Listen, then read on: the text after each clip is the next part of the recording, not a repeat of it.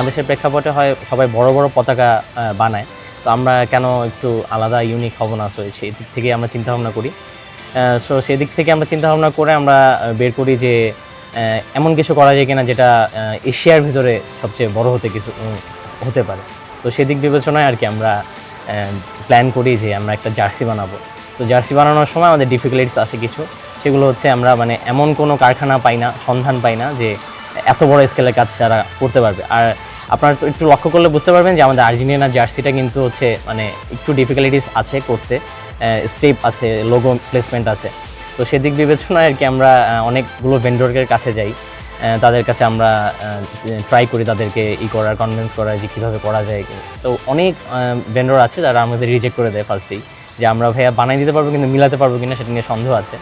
তো সেদিকেই মানে আমরা একটু প্রথম একটু হয়ে যাই যে আমরা কি পারবো আদৌ জিনিসটা করতে।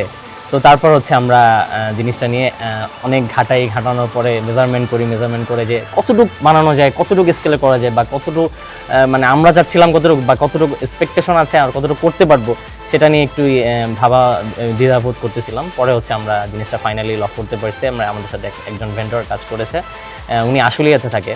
তো ওনার কারখানাতে আমরা জিনিসটা করতে পেরেছি।